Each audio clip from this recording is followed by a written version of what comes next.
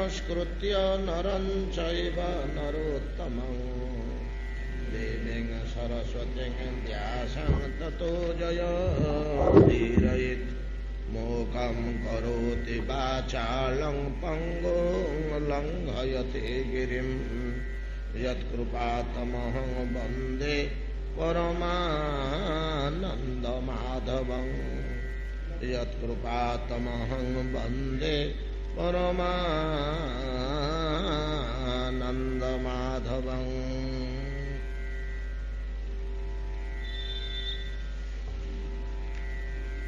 त्रस्तोऽस्म्यहं कृपणवत्सलदुस्सहोग्रं संसारचक्रकदनात् ग्रसतां प्रणीतः बद्धः स्वकर्मभिरुषत्तमतिङ्घ्रिमूलं प्रीतोपवर्गशरणं भयसे कदा नो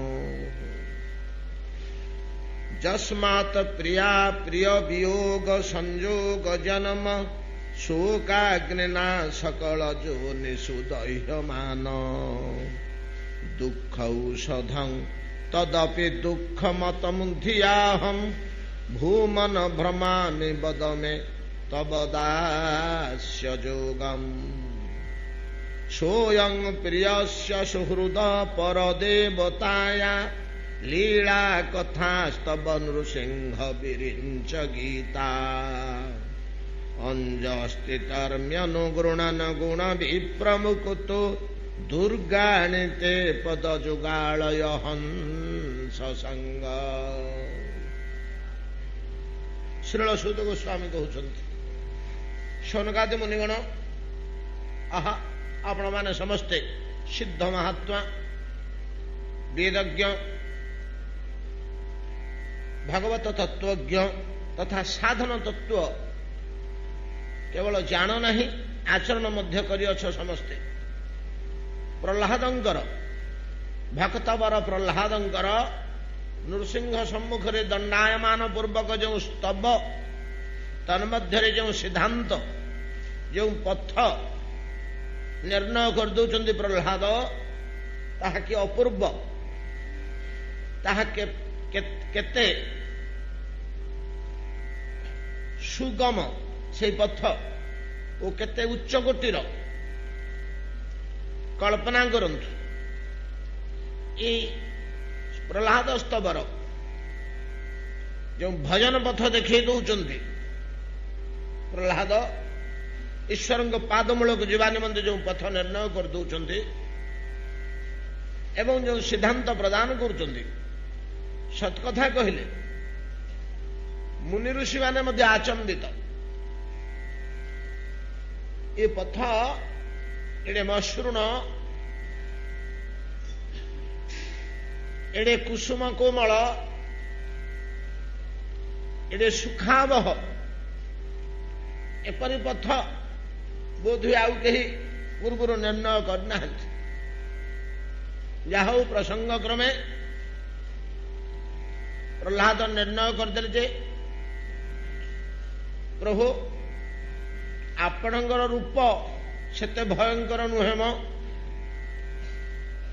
तापेक्षा भयंकर पदार्थ अच्छे ताहा कौन ना आपण मायार रूप एपरी क्रूर एपरी कठोर ये संसार आपण माया निर्मित ये संसार एपरी उग्र एपरी दुस्सहनीय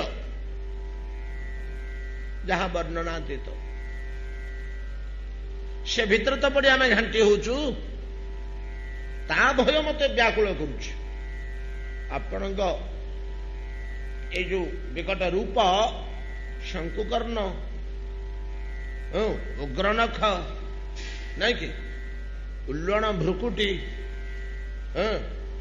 आउ स्फुरत सट्टा केशर जृंभितानन आंत्रस्रज फुलमाल भाया अंत गुड़ाक बेकर पकड़ अंत बुटा गुड़ाक ए रूप मत एत भय दौनी जी भय दौची संसार यार उग्र भयंकर रूप देखी यार तो दया माया टिके हेले नहीं संसार प्रभु ମୁଁ କେମିତି ଆପଣଙ୍କର ପାଦ ତଳେ ପହଞ୍ଚିବି? ଆପଣଙ୍କ ପାଦ ତଳକୁ ମତେ ଟିକେ ଆହ୍ୱାନ କରୁନାହାନ୍ତି ପ୍ରଭୁ। କଦାନୁ ହୁଏସେ କଦାନୁ, ମତେ କେବେ ଆପଣଙ୍କ ପାଦ ତଳକୁ ଡାକିବେ? ଇଏ ସଂସାର ଅନତିକ୍ରମଣୀୟ, ମୁଁ ମୋ ବଳରେ ପାର ହେଇପାରିବିନି। କୌଣସି ଲୋକ ନିଜ ଶକ୍ତିରେ ନିଜ ବଳରେ ଆପଣଙ୍କ ମାୟା ନିର୍ମିତ ସଂସାରକୁ ପାର ହେଇପାରିବ ନାହିଁ, ପାର ହେଇପାରିବ ନାହିଁ। ନିଜ ସାଧନା ବଳରେ, ନିଜ ବୁଦ୍ଧି ବଳରେ, ନିଜର ଶକ୍ତି ବଳରେ ସଂସାରରୁ କିଏ ଉଦ୍ଧାର ହେଇଯିବ, ଏଇଟା ମୁଁ କଳ୍ପନା କରିପାରୁନି ପ୍ରଭୁ। କେବଳ ଯଦି ଆପଣ ଟିକେ କୃପା କରି ବାହାର କରେଇଦେବେ ତାକୁ, ଯେପରି ଆମର ପ୍ରଭାତୀ କୀର୍ତ୍ତନରେ ପ୍ରତିଦିନ ରୁହେ, କାହିଁକି କେଶ ଧରି ମୋରେ କର ପାର,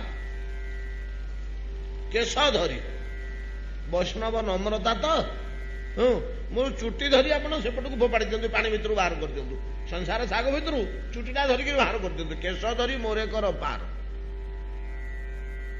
ଯଦି ପାର କରେଇ ନ ଦେବେ, କୌଣସି ବ୍ୟକ୍ତି ନିଜ ଚେଷ୍ଟା, ନିଜ ସାଧନା, ନିଜ ବଳରେ ସଂସାରରୁ ଉତ୍ତୀର୍ଣ୍ଣ ହୋଇଯିବ, ଏପରି କଳ୍ପନା ପ୍ରହ୍ଲାଦ କରୁନାହାନ୍ତି। ଅବଶ୍ୟ ବଳିଷ୍ଠ ସମର୍ଥନ ଶ୍ରୀମଦ ଭଗବତ ଗୀତାଙ୍କର ରହିଛି ୟା ପଛରେ, ନାଇଁ କି? ଦୈବୀ ହେଷା ଗୁଣମୟୀ ମମ ମାୟା ଦୁରତ୍ୟୟା ମାମେବ ଯେ ପ୍ରପଦ୍ୟନ୍ତେ ମାୟାମ ଏତାମ ତରନ୍ତିତେ। କିଏ ନିଜ ବଳରେ ପଳେଇଯିବ ମୋ ମାୟାକୁ ପାର ହେଇକିରି? ମୋର ମାୟାକୁ ପାର ହୋଇ କିଏ ପଳେଇଯିବ? ଦୈବୀ ହେଷା ଗୁଣମୟୀ ମମ ମାୟା ଦୂରତ୍ୟା। ଭଗବାନ କହୁଛନ୍ତି ମମ ମାୟା, ମତେ ଯିଏ ଅତିକ୍ରମ କରିପାରିବ ସେ ମୋ ମାୟାକୁ ଅତିକ୍ରମ କରିବ। ମତେ ଅତିକ୍ରମ କରିପାରିବୁ?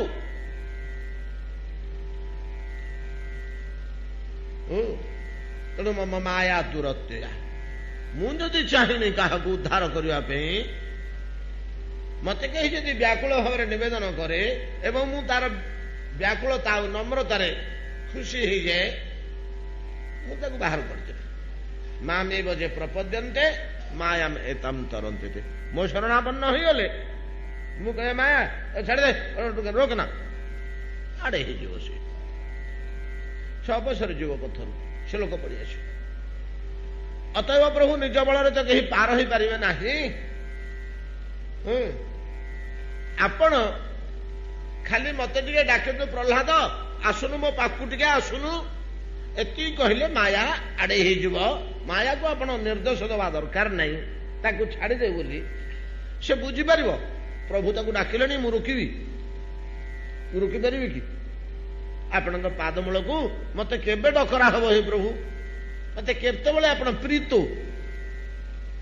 ଆପଣ ସ୍ନେହରେ ପ୍ରୀତିରେ ମତେ କେତେବେଳେ ଡାକିବେ? ମୋ ପାଖକୁ ଟିକେ ଆସିଲୁ, ଆ ବାପା ଆଡକୁ ଆସିଲୁ ଟିକେ, ସ୍ନେହରେ ପ୍ରୀତିରେ ମତେ କେତେବେଳେ ଡାକିବେ ଆପଣ? ପ୍ରହ୍ଲାଦ କହୁଛନ୍ତି। ନାଇଁ ଯଦି ଆଉ ଗୋଟେ କାମ କରନ୍ତେ ମଧ୍ୟ ବଡ ଭଲ ହୁଅନ୍ତା। ଏ ସଂସାରର ତିନିଟା ଦୋଷ ରହିଛି, ଅନନ୍ତ ଦୋଷ ତ ରହିଛି, ତା ଭିତରେ ମତେ ଜଳ ଜଳ ତିନିଟା ବଡ ଦୋଷ ଦୁଶୁଛି। ଏଟା ତ୍ରିଗୁଣାତ୍ମିକା ସଂସାର ତ, ତିନିଟା ବଡ ଦୋଷ କଣ ଦେଖାଯାଉଛି ଏଥିରେ? ନା ଗୋଟିଏ ଦୋଷ ହେଲା ଦେହ ତ୍ୟାଗ କଲେ ଆଉ ଗୋଟେ ଦେହ, ସେ ଦେହ ତ୍ୟାଗ କଲା କ୍ଷଣି ଆଉ ଗୋଟେ ଦେହ, ସେ ଦେହ ତ୍ୟାଗ କଲା କ୍ଷଣି ଆଉ ଗୋଟେ ଦେହ। ପୁରୁଷତ୍ୱ ନାହିଁ, ଉପାୟ କିଛି ନାହିଁ। ଯାବତ ଜନମମ ତାବତ ମରଣମ ତାବତ ଜନନୀ ଜଠରେ ଶୟନମ। ଖଳୁ ସଂସାରେ ସ୍ଫୁଟତର ଦୋଷ ଆଚାର୍ଯ୍ୟ ପାଦ ଶଙ୍କର କହିଲେ। ଯାବତ ଜନମମ ତାବତ ମରଣମ ତାବତ ଜନନୀ ଜଠରେ ଶୟନମ। କେଡେ ସୁନ୍ଦର ଭାଷା, ହୃଦୟ ସ୍ପର୍ଶୀ ମର୍ମ ସ୍ପର୍ଶୀ। ହେଲେ ଆମେ ଅଧମ ଗୁଡାକର ହୃଦୟ ଏମିତି ପଥର ଯେ ତା ଭିତରେ ଚିହ୍ନଟେ ମଧ୍ୟ ହଉନି, ଫୁଟିବ କଣ? ସେ ପଥର ଦିହରେ ଏଇ ବାକ୍ୟ ବାଣ ଗୋଟେ ଚିହ୍ନ ମଧ୍ୟ ସୃଷ୍ଟି କରିପାରୁନି। ହଜାରେ ଥରେ ଆମେ ଶୁଣୁଛୁ, ଏ ହୃଦୟ ଭିତରକୁ ଗଳିବା ଦୂରେ ଥାଉ, ପାଷାଣ ହୃଦୟକୁ ଛିଦ୍ର କରିକିରି ସେ ପଥର ଦିହରେ ବାଣ ମାଡ଼ ହେଇ ଟିକେ ଚିହ୍ନ ମଧ୍ୟ କରିପାରୁନି। ଏଇଭଳିଆ ଆମର ହୃଦୟ କଠୋର। କାହା ବଳରେ?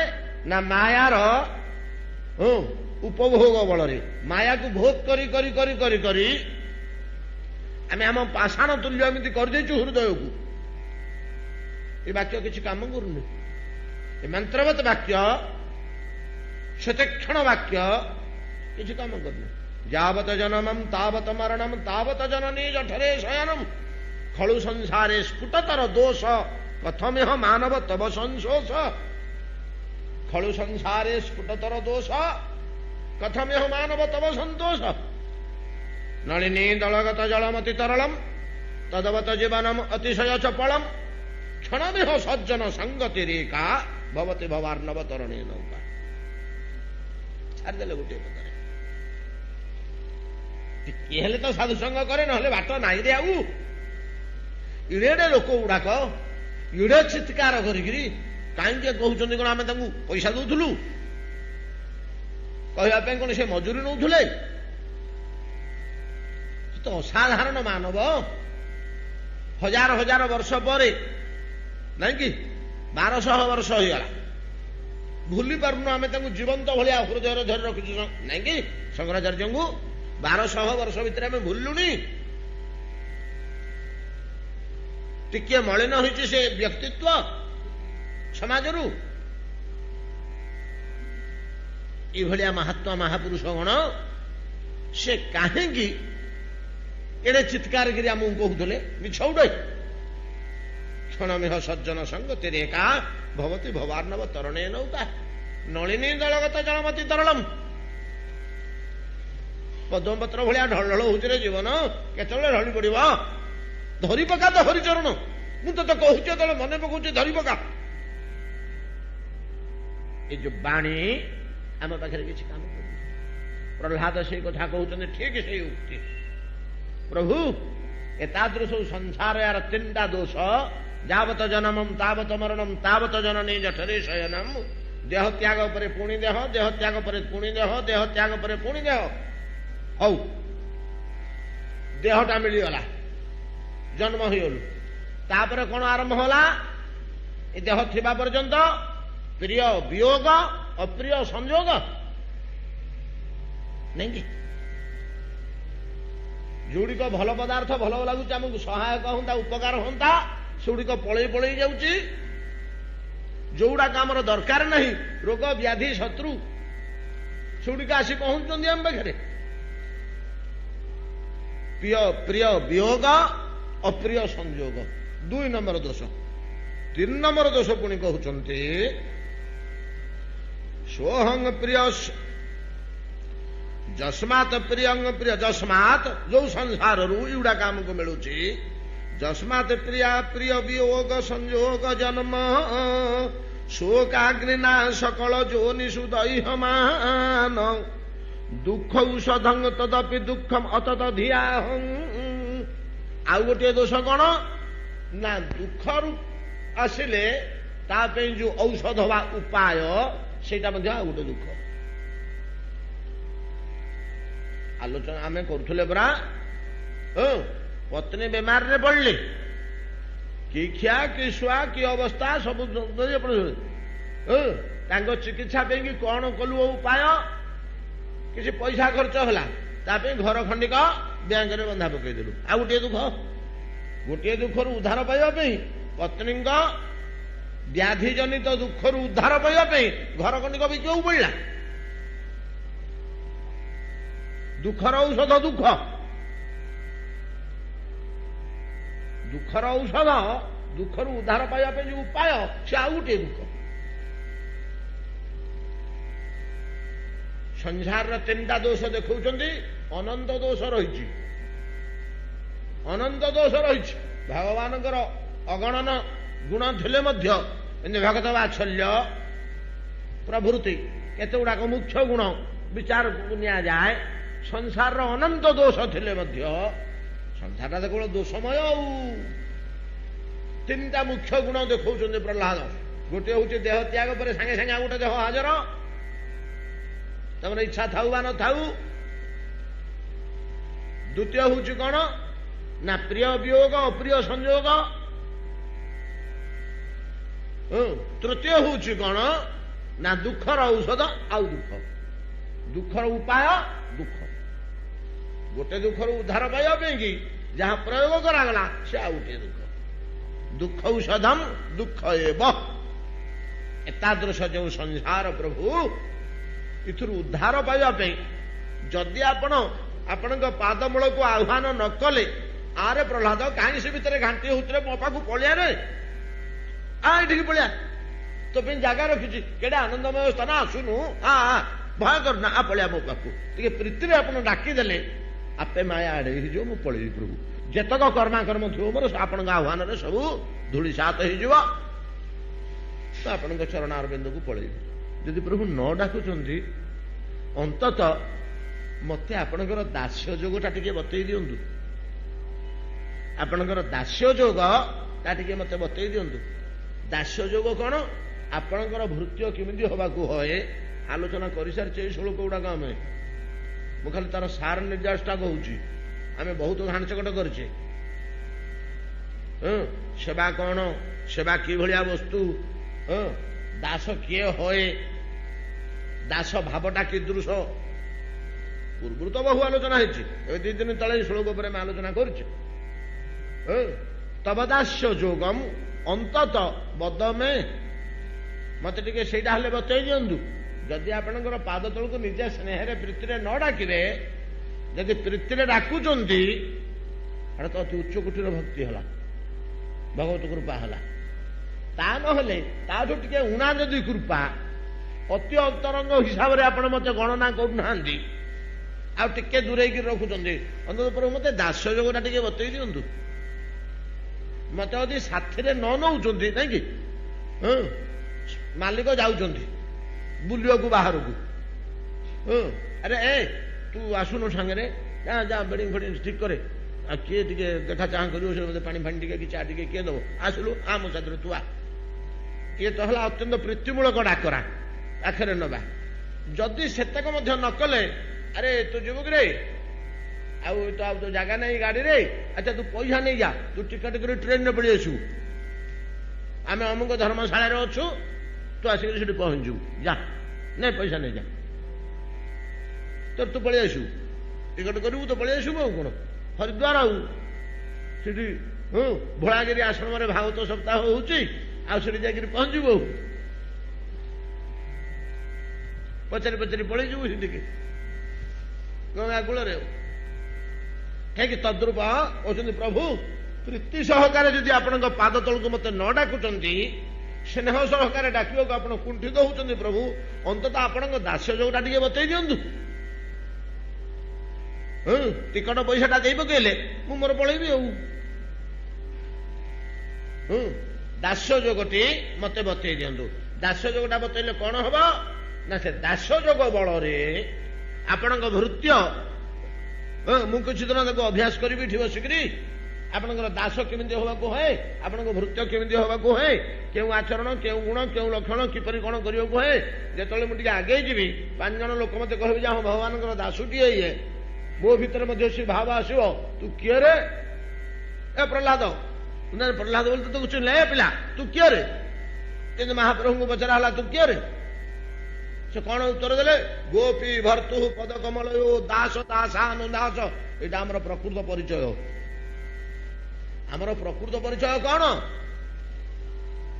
ଜୀବ ନିତ୍ୟ କୃଷ୍ଣ ଦାସ, ଏହା ଭୁଲି ଗେଲ ରେ। ମାୟା ଆମକୁ କାହିଁ ବାନ୍ଧିଛି, କୋଉଠି ଦୋଷଟା ଅଛି? ଆଜ୍ଞା ଚୈତନ୍ୟ ଚରିତାମୃତ କେମିତି ଶେଷ କଥାଟି କହୁଛନ୍ତି, ସିଦ୍ଧାନ୍ତର ସିଦ୍ଧାନ୍ତ କହିବା ଶାସ୍ତ୍ର ଚୈତନ୍ୟ ଚରିତାମୃତ, ସିଦ୍ଧାନ୍ତର ସିଦ୍ଧାନ୍ତ। କିନ୍ତୁ ଦାସ୍ୟ ଯୋଗ ବଳରେ କେମିତି ଯିବ ପଳେଇଯାଏ ନା, ଯେତେବେଳେ ତାର କାହିଁକି ସେ ବନ୍ଧା ହେଇଛି କି ମାୟାରେ, ମାୟା ତାକୁ କାହିଁକି ଅଟକେଇଛି, ଭଗବାନଙ୍କ ପାଖକୁ ଛାଡି ଦଉନି ନା, ସେ ଭୁଲି ଯାଇଛି। କଣ ଭୁଲି ଯାଇଛି? ମୁଁ ଭଗବାନଙ୍କର ଭୃତ୍ୟ, ଏଇଟା ଭୁଲି ଯାଇଛି। ମୁଁ ଭଗବାନଙ୍କର ଭୃତ୍ୟ ସେବକ, ଏଇ ଜିନିଷଟା ସେ ଭୁଲି ଯାଇଛି। ଜୀବ ନିତ୍ୟ କୃଷ୍ଣ ଦାସ, ଏଠି ନିତ୍ୟ ଶବ୍ଦ ଟିକେ ଲଗେଇଲେ, ଯୋଉଠି ଥାଉ, ସେ ବ୍ରହ୍ମଲୋକରେ ଥିଲେ ମଧ୍ୟ ଭଗବାନଙ୍କର ଭୃତ୍ୟ, ଇନ୍ଦ୍ର ଆସନରେ ଥିଲେ ମଧ୍ୟ ଭଗବାନଙ୍କର ଭୃତ୍ୟ, ଭିକ୍ଷା ମାଗୁଥିଲେ ମଧ୍ୟ ଭଗବାନଙ୍କର ଭୃତ୍ୟ, ଚୋରି କରୁଥିଲେ ମଧ୍ୟ ଭଗବାନଙ୍କ ଭୃତ୍ୟ।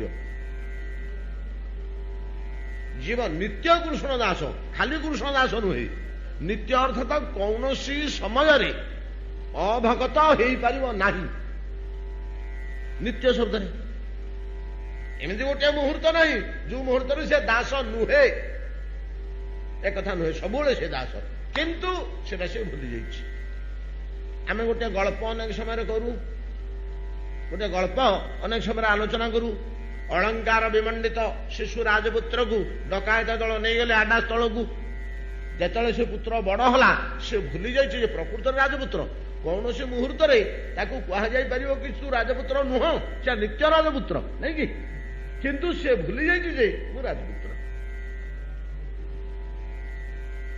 ताकू से साधु जाई मन पकईदेले दर्पण रे ता चेहरा देखईदेले देख तू रजा पिला भाया दुशु ना नहीं है तो बापर फोटो देखे ये दीटा जिन नहीं बापर फोटो आ गोटे दर्पण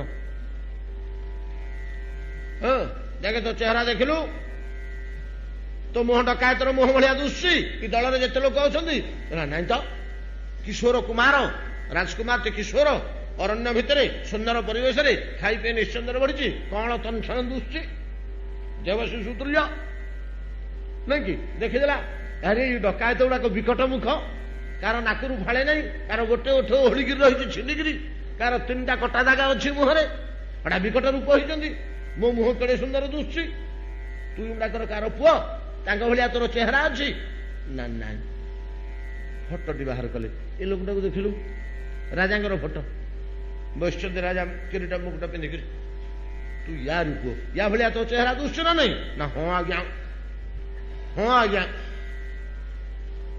आ त्रिकाल सत्य जहा से हृदय क्रिया कर महासत्यटा जदि श्रुति की आसला महासत्य जदि श्रुति की आसला गोटे पिला मेला की यात्रा हजिगला ता माँ कांदी कांदी रहा पाड़ तो हजिगला पिलाटी कौन ये भर 20 वर्ष बीतीगला 20 वर्ष पर कौटी गोटे तीर्थकी बातकी रथ यात्रा से टोकाटा आसिक बुलूची तार से देखुच ये बुढ़ी पुओ पुओ हजाई बुढ़ी से मेला देखा दूर देखला पिलाटा को मो पिलाटी हजिगला कड़े एडू टे जानी 20 वर्ष है 20 वर्ष टोका टी सुंदर दुशी यार बल बोलिक चाहूँगी से पुओ देखला बुढ़ीटा मत कहीं चाहूँगी ये चाहब से चाहब न चिन्हतु कहीं हृदय आकर्षण कड़े जीव से अदृश्य शक्ति कड़े जीव सेटा तो कहीं प्रतिहत करें आम देखई दे पारने इंद्रिय प्रूफ कर दे पारना एटा अनुभवर जिनस एटा अनुभवर जिनस ठीक तद्रूप जदि परम पिता संतान आम चित्रपटुटा देखीदे से सत्यटा आम भितर जात हेनी तो मो बापा ही परा ये मो पिता ही परा मु पितृहरा मो पिता कुआड़े घर छाड़ी पलैते ये मो पिता ही परा ठीक तद्रूप जीव नित्य कृष्ण दास यह भूली गेलो से सकाश माया पिशाची तार गला बांधिल गोटे तो पद सरल सहज कहीं माया आमको बांधिला रे ना आम भूली गलु जे मु कृष्ण दास मु नित्य नित्य शब्दटा लगे मु नित्य कृष्ण दास एतक मु भूली जाइछि मोर परिचय अन्य प्रकार रे मु भावुची मु पुरुष मु स्त्री मु ब्राह्मण मु क्षत्रिय मु सन्यासी मु गृहस्थ मु धनिक मु दरिद्र मु वृद्ध मु बालक युवाक आमर भितर बाहर आत्म परिचय किंतु प्रकृत गोटे आमर आत्म परिचय जीव नित्य कृष्ण दास ये जिनिसटा से भूली जाइए भूलिला क्षणी माया धरची चैतन्य सत्यामृत निर्णय कर तक जदि तुम मन पड़ जाओ तो माया छाड़देव पड़ा तुमको किसी साधन बंधन करने दरकार नहीं बुझुं ना चैतन्य सत्यामृत केमी सिद्धांत दौरान यहाँ भूली बारू तुमको माया धरी प्रिय संयोग अप्रिय अभियोग अप्रिय संयोग प्रिय अभियोग देह पर देह दुखर औषध दुख एत पाला कौन पे कि तू कहीदौनु तो क्या मु भगवान भृत्य आउ से पाटी फिटे माया पड़ा भितर कहीं बसु पड़ा छाड़े पड़िया भितर बाहर से पेलिक बाहर करदेव माया ता कबल ତା ପରିସର ଭିତରୁ ଠେଲିକିରି ବାହାର କରିଦେବ। ତୋର ଭିତରେ ଜାଗା ନାହିଁ, ତତେ ଏଠି ଖାଇବାକୁ ଦିଆହବନି। ଅତଏବ ପ୍ରଭୁ ବଦମେ ତବ ଦାସ୍ୟ ଯୋଗ। ଯଦି ପାଦ ତଳକୁ ପ୍ରୀତିରେ ଆହ୍ୱାନ କରିବେନି, ସ୍ନେହ ସମ୍ବୋଧନ କରି ପାଦ ତଳକୁ ନ ନେବେ, ଅନ୍ତତଃ ମତେ ଦାସ୍ୟ ଯୋଗଟା ବତେଇ ଦିଅନ୍ତୁ। ଦାସ୍ୟ ଯୋଗଟା ଟିକେ ମତେ ବତେଇ ଦିଅନ୍ତୁ। ଯସ୍ମାତ ପ୍ରିୟା ପ୍ରିୟ ବିୟୋଗ ସଂଯୋଗ ଜନ୍ମ ଶୋକାଗ୍ନିନା ସକଳ ଯୋନିଷୁ ଦୈହମାନ ଦୁଃଖ ଔଷଧଂ ତଦପି ଦୁଃଖಂ ଅତତ ଧିୟାହଂ ଭୂମନ ଭ୍ରମାମି ବଦମେ ତବ ଦାସ୍ୟ ଯୋଗମ୍। ବଦମେ ବତେଇ ଦିଅନ୍ତୁ ତବ ଦାସ୍ୟ ଯୋଗମ୍। ମୋ ପାଦ ତଳକୁ ଆସି କଣଟେ କରିବୁ ଡାକିଲେ, ଆଉ ଦାସ୍ୟ ଯୋଗ ଜରିଆରେ କଣ ତୋର ଉପକାର ହବ ବତେଇ ଦେଲେ। ଏ ଦିଟା ଜିନିଷ ତୁ କାହିଁ ଦାବି କରୁଛୁ ପ୍ରହ୍ଲାଦ? କାହିଁକି ମତେ ପାଦ ତଳକୁ ଡାକିବାକୁ କହୁଛୁ? ଆଉ କାହିଁକି ତୁ ଦାସ୍ୟ ଯୋଗ ତତେ ଶିଖେଇବି? କଣ ତୋର ସେଥିରେ ଉପକାର ହବ? ନା ହଁ ଆଜ୍ଞା ହବ। କଣ ଉପକାର ହବ? ନା ସୋହଂ ପ୍ରିୟସ୍ୟ ସୁହୃଦ ପର ଦେବତାୟା ଲୀଳା କଥା ସ୍ତବ ନୃସିଂହ ବିରିଞ୍ଚ ଗୀତା ଅଞ୍ଜସ୍ଥିତର୍ମ୍ୟନୁଗୃଣନ ଗୁଣ ବିପ୍ରମୁକୁତ ଦୁର୍ଗାଣିତେ ପଦ ଯୁଗାଳୟ ହଂସ ସଙ୍ଗ। ପ୍ରଭୁ ଏ ଦାସ୍ୟ ଯୋଗ ବଳରେ ମୋର କଣ ଉପକାର ହବ? ପାଦମୂଳରେ ଆପଣ ପହଞ୍ଚିଗଲା କ୍ଷଣି ମୋର କଣ ଉପକାର ହବ? ନା ସୋହಂ ସହହଂ ସୋହଂ ବାକ୍ୟରେ ମନେ ପକେଇଦେଲେ। ସୋହଂର ଅର୍ଥ କାଲି ସେଦିନ କହିଥିଲି, ଏଟା ହଉଛି ଗୋଟେ ଛଳନା ଦେଖେଇଲା ଭଳିଆ, ନାଇଁ କି? ଗୋଟେ ଛଳନା ଦେଖେଇଲା ଭଳିଆ। ଧରିନିଅନ୍ତୁ ଗୋଟେ ଲୋକର କିଛି ଦୋଷ ପୂର୍ବେ ଘଟିଥିଲା 10-15 ବର୍ଷ ତଳେ। ଆମେ ବର୍ତ୍ତମାନ ତାକୁ ଆଉ ଗୋଟେ କାମ ବତଉଛେ, ସେଟା ସ୍ପଷ୍ଟ କରି କହୁନାହିଁ ଏମିତି ଦୋଷ ତୁ କରିଥିଲୁ ବୋଲି, ନାଇଁ କି? ଏଇଭଳିଆ କୁଆଡେ ହେଇଯାଇପାରେ, ସତର୍କ ରହିବୁ। ଯେମିତି ଆମେ ସୂଚେଇ ଦଉଛେ, ତାକୁ ସିଧାସଳଖ କହୁନେ, ଆକ୍ଷେପ କରୁନେ, କିନ୍ତୁ ଇନଡାଇରେକ୍ଟ କହୁଛେ। ସେ ଯୁକ୍ତି କରିପାରୁନି ଯେ ମତେ କାହିଁ ପୁରୁଣା କଥାଟି ଆପଣ ଏମିତି କହୁଛନ୍ତି, କିନ୍ତୁ ସେ ମନେ ମନେ ଭେଦିଯିବ। କହିବାକୁ ପ୍ରତିବାଦ କରିବାକୁ ବାଟ ନଥିବ, ପ୍ରତିବାଦ କରିବାକୁ ତାକୁ ବାଟ ନାହିଁ, କିନ୍ତୁ ତାର ମନେ ପଡିଯିବ। କିନ୍ତୁ ଆମକୁ ମନେ ପକେଇ ଦଉଛନ୍ତି ଏଠି। ସ୍ୱୟଂ ଆତ୍ମଗ୍ରହ ଉପାସନା ବୋଲି ଗୋଟେ ଉପାସନା ରହିଛି। ବେଦରେ ଆମେ ଦେଖିବା, ଉପନିଷଦରେ ଅଦ୍ୱୈତ ସିଦ୍ଧାନ୍ତରେ ସୋହମ ଅସ୍ମି, ଅହଂ ବ୍ରହ୍ମାସ୍ମି, ତତ୍ତ୍ୱମସି ଇତ୍ୟାଦି ବାକ୍ୟ ମାନଙ୍କରେ ନିର୍ଣ୍ଣୟ ହଉଛି ଯେ ଜୀବ ହିଁ ବ୍ରହ୍ମ।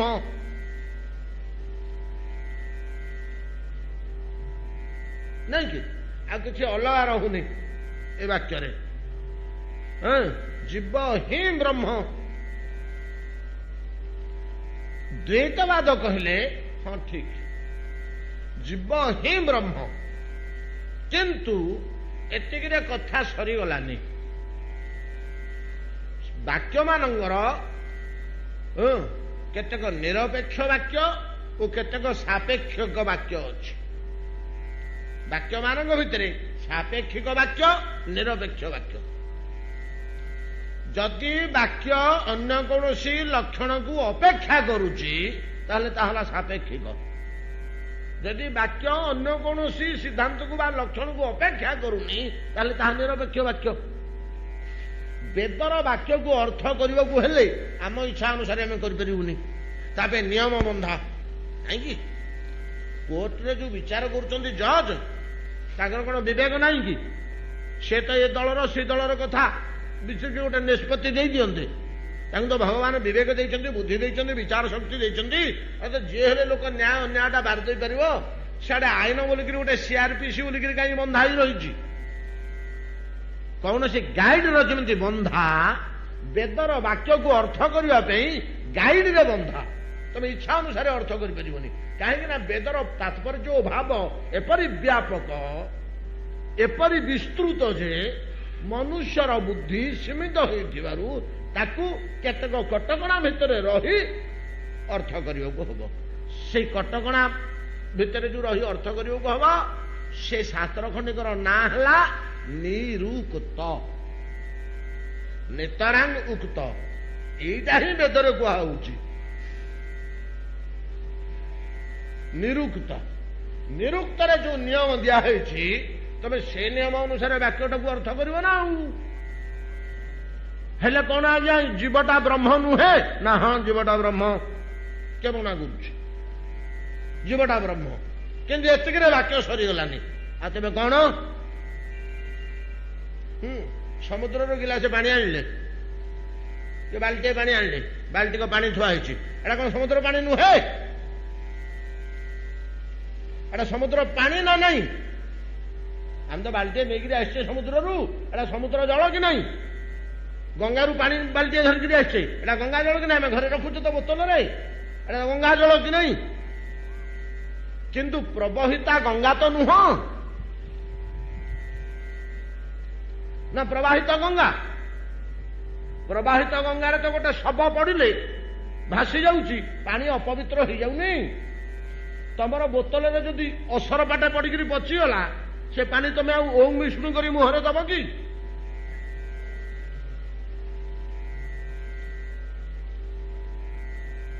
ବୁଝିପାରିଲେ ନା? ଏମିତି ଅନେକ ଗୁଡ଼ିଏ ଜିନିଷକୁ ଅପେକ୍ଷା କରୁଛି ବାକ୍ୟ ମାନେ। ସାପେକ୍ଷିକ ବାକ୍ୟ କାହାକୁ କୁହାଯାଏ? ନା ବିଚାରର ପର୍ଯ୍ୟାୟରେ ଅନ୍ତିମଟା ହଉଛି, ଅନ୍ତିମ ସିଦ୍ଧାନ୍ତଟା ହଉଛି ନିରପେକ୍ଷ ବାକ୍ୟ।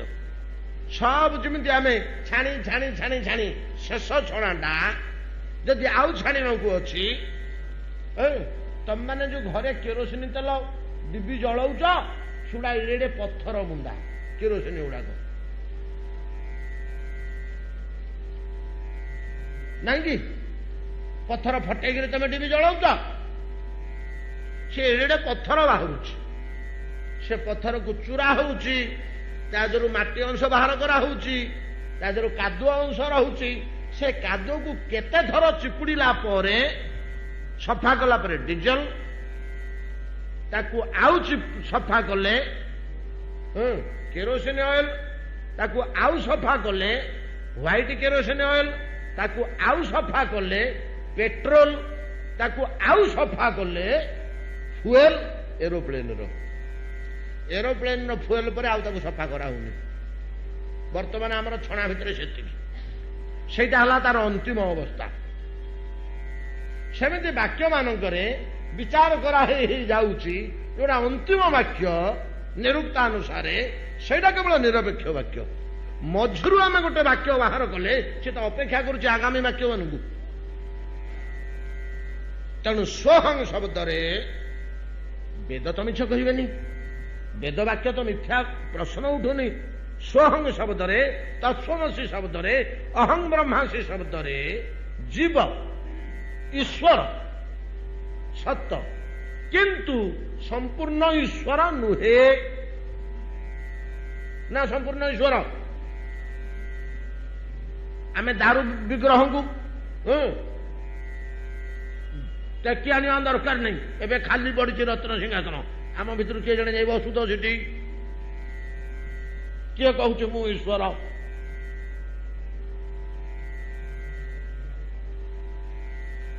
ଯିଏ କହୁଛି ମୁଁ ଈଶ୍ୱର, ମୁଁ ବ୍ରହ୍ମ, ସେଠି ଅଧଘଣ୍ଟେ ବସୁତ ଯାଇକିରି ତା ଇଚ୍ଛାରେ ଯାଉ, ଆମେ କିଛି କହିବୁନି।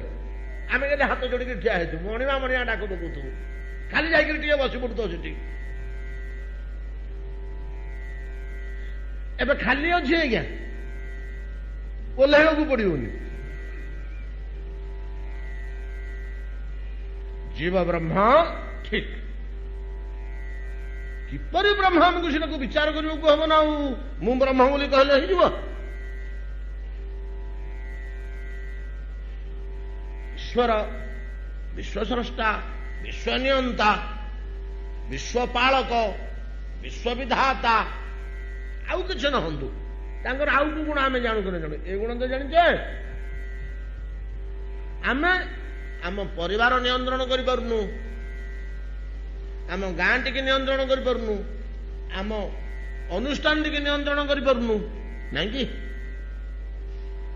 ଗଛରୁ ପତ୍ର ପଡ଼ିଲା ପର୍ଯ୍ୟନ୍ତ ସେ ନିୟନ୍ତ୍ରଣ କରୁଛନ୍ତି। ଅତଏବ ଜୀବ ସହିତ ଈଶ୍ୱରଙ୍କର ସମ୍ବନ୍ଧଟା କଣ ନା ଭେଦ ସମ୍ବନ୍ଧ। ଅଭେଦ। ସେ ଯୋଉ ପଦାର୍ଥରେ ତିଆରି, ଇଏ ସେଇ ପଦାର୍ଥରେ ତିଆରି। ସମୁଦ୍ରରୁ ଯୋଉ ବାଲ୍ଟିଏ ପାଣି ଆମେ ଧରିପଡ଼ି ଆସିଲେ, ତାକୁ ବିଶ୍ଳେଷଣ କରିଦେଲେ ଯାହା ଆମେ ପାଇବା, ଯେଉଁ ଯେଉଁ କଣ କହନ୍ତି ସେଟାକୁ ଏରାଜରେ, ହଁ, ଯାହା ପାଇବା, ଏ ବାଲ୍ଟିକୁ ଆମେ ବିଶ୍ଳେଷଣ କରିଦେଲେ ସେଇ ଜିନିଷ ଗୁଡା ପାଇବା, ନାଇଁ କି? କିନ୍ତୁ ସମୁଦ୍ରର ଯୋଉ ଉତ୍ତାଳ ତରଙ୍ଗ ରାଶି, ସେଇଟା ଆମର ସମୁଦ୍ରରେ କୋଉଠି ଆସିବ? ସେଠି ଯୋଉ ମଗର ତିମି ଖେଳୁଛନ୍ତି, ସେଟା ବାଲ୍ଟିରେ କୋଉଠି ଆସିବ? ସେଠି ଯୋଉ ବଡ ବଡ ଜାହାଜ ଭସେଇବାକୁ ସେ ସମର୍ଥ ହଉଛି, ସେ ବାଲ୍ଟିରେ କୋଉଠି ଆସିବ? ମଝି ମଝିରେ ଯୋଉ ସୁନାମି କରୁଛି, ସେଟା ବାଲ୍ଟିରେ କୋଉଠି ଆସିବ?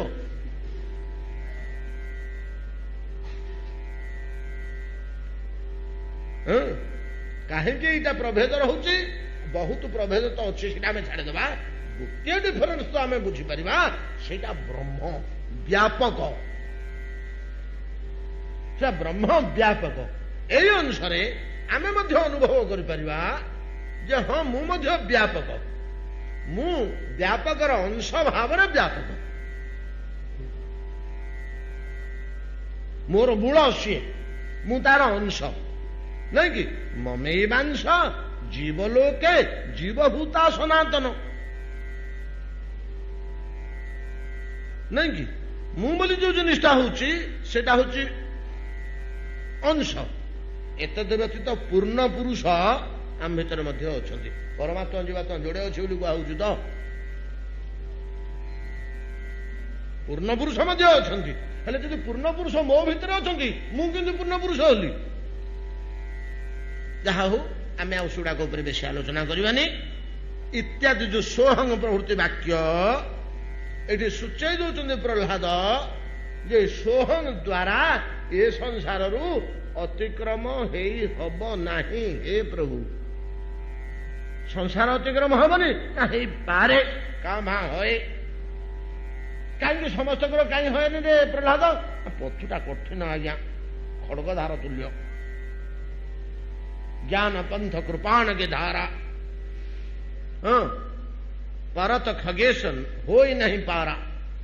ଥରେ ଖସି ପଡ଼ିଲେ ଖଣ୍ଡାର ଧାରା ପରା, ଖସି ପଡ଼ିଲେ ଦିଫାଳ। ବାରମ୍ବାର ଜ୍ଞାନ ପଥରୁ ଭ୍ରଷ୍ଟ ହେବାକୁ ହୁଏ। ତେଣୁ ସହଜରେ ଏହାକୁ ପାର ହୋଇ ହଏନି। ଯଦି ବା କେହି କେହି ବ୍ୟକ୍ତି ପାର ହେଇଯାଆନ୍ତି, ସଂସାରଟା ପାର ହେଇଯାଆନ୍ତି, ଆପଣଙ୍କ ପାଦମୂଳରେ ପହଞ୍ଚି ପାରନ୍ତି କି? ସେ ପ୍ରମାଣ ତ କୋଉଠି ଦୁଶୁନି, ସେ ପ୍ରମାଣ ତ କୋଉଠି ଦୁଶୁନି। ଅଦ୍ୱୈତ ଜ୍ଞାନନିଷ୍ଠ ବ୍ୟକ୍ତିଗଣ ସ୍ୱହଂ ଜ୍ଞାନ ବଳରେ ଓ ପ୍ରଚଣ୍ଡ ବୈରାଗ୍ୟ ଅଭ୍ୟାସ ଦ୍ୱାରା ସଂସାର ଅତିକ୍ରମ କରିଗଲେ, ଅତିକ୍ରମ କରନ୍ତି। କିନ୍ତୁ ଭଗବତ ପାଦାରବିନ୍ଦରେ ପହଞ୍ଚିଲେ କି ଗୋଟେ ପ୍ରମାଣ ଦିଅ ତ, କିଏ ସେ? କେବଳ ଅଦ୍ୱୈତ ସିଦ୍ଧାନ୍ତରେ ଯାଇ ବରଂ ପ୍ରମାଣ ଆମେ ସହ ସହ ପାଇବା। ଅଦ୍ୱୈତ ସିଦ୍ଧାନ୍ତରେ ସଂସାର ପାର ହେଇଗଲା ପରେ ଅବଶୋଷ ସେମାନଙ୍କର ଆସୁଛି, ଆରେ ମୁଁ ଏତେ ପରିଶ୍ରମ କରି ଏଟାକୁ ପାର ହେଲି, କିନ୍ତୁ ସେଇ ଜିନିଷଟାକୁ ତ ପାଇଲିନି। ନାଇଁ ନାଇଁ, ସେଇଟା ଯିବା ନା। ଆଉ ସେମାନଙ୍କୁ କୁହାଯାଏ ଜ୍ଞାନ ପରେ, ଜ୍ଞାନର ସିଦ୍ଧି ପରେ ଭକ୍ତିର ଆରମ୍ଭ। ଯୋଉ ପର୍ଯ୍ୟାୟ ରହିଛି,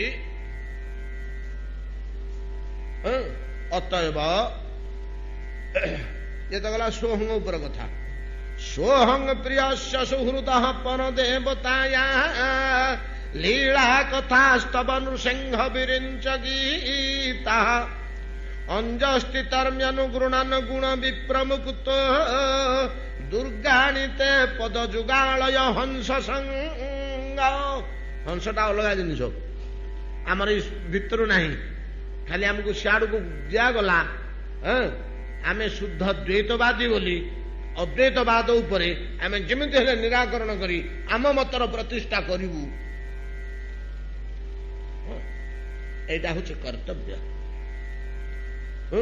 अद्वैतवादी मानकर कर्तव्य से मध्य द्वैतवादर सिद्धांत को निराकरण करी स्वमत को प्रतिष्ठा करेंगे ना दुटा जिन बचो केमती दुईटा जिन बचा आमर परम कल्याणमय दुईटा ज्ञान आसिले जाकर भेदाभेद ज्ञान आसो गोटे जदि लोप पाई भेदाभेद ज्ञान को आसीपारनी जोड़े पाउछ अच्छी दुईटाक पाउछ स्ट्रंग थिबा दरकार दुईटाक पाउछ देले जाकर आम सेंटर रे पहुंचवा दुईटाक बंचा उचित तेबे इथे आमर कर्तव्य हो उचित नुहे जे आमे परपक्ष को लोप करदेबू या उद्देश्य नुह परपक्ष बंचू परपक्ष विचार पूर्वक पूर्व पक्ष को दृढ़ करवा हूँ प्रत्येक सिद्धांतर कर्तव्य या विचार करेंगे या विचार करेंगे उभय ज्ञान हेले अंतिम एमती गोटे अवस्था आसव भेदाभेद भाव आसीज एकपटिया हेले आसबनी जहा हो ईश्वरंगवाद प्रहलाद तू दास्य जोग अभ्यास करी मो पाद तलक आसवा चाहूँ ना हाँ आज्ञा कहीं तोर कौन उपकार कौन हो रे सेठी ना प्रभु तो मुझे दास्य जोगटा को अभ्यास करी ताहले कौन हम ना अंज स्थितर मनुगृणन गुण विप्रमुक्त इ दास्य जोग बल आपणकर भृत्य हबार कौशलटा जदि मु जानी पकेबी आपणकर भृत्य हो प्रभु मते जगन्नाथ सेवायत कूल जन्म कर दू ना कहीं खजा बेपार करू ना नाई आज्ञा आपण सेवा करी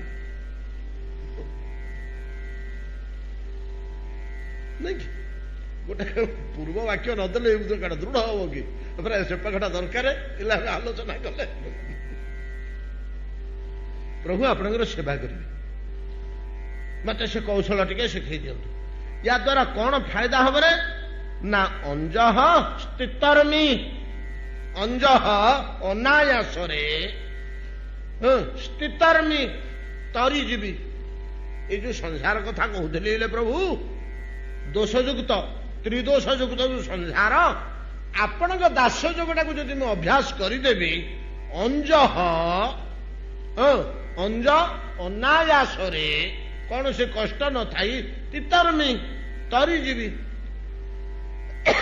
संसार को तरीजीवी जे खाली तरीबी कि प्रभु खाली तरीबी नहीं गुण विप्रमुक्त विप्रमुक्त मुक्ता प्रमुक्ता विप्रमुक्त जने लोक मुक्ति पाईगला जने लोक मुक्ति पाईगला पर तार पूर्व कर्म किसी बाकी थिला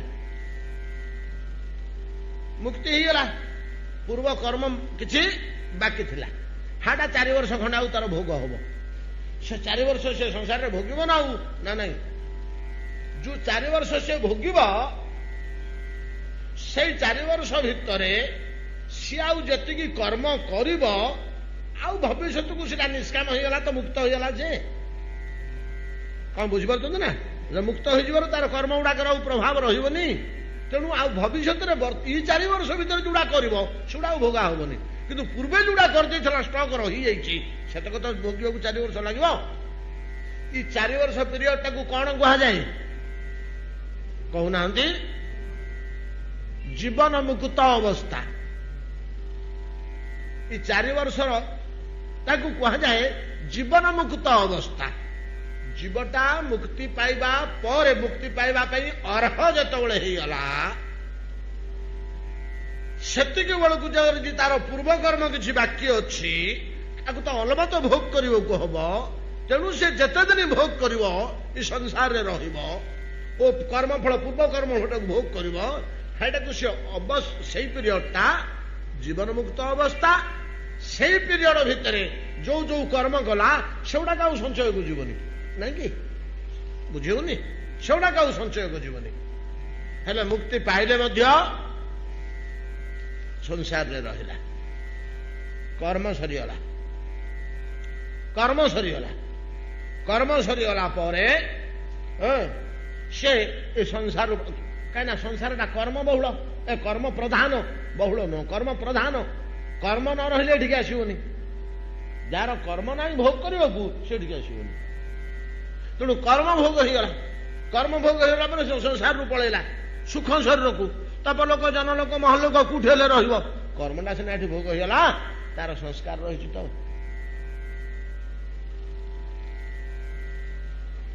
ସଂସ୍କାରଟା ରହିଛି।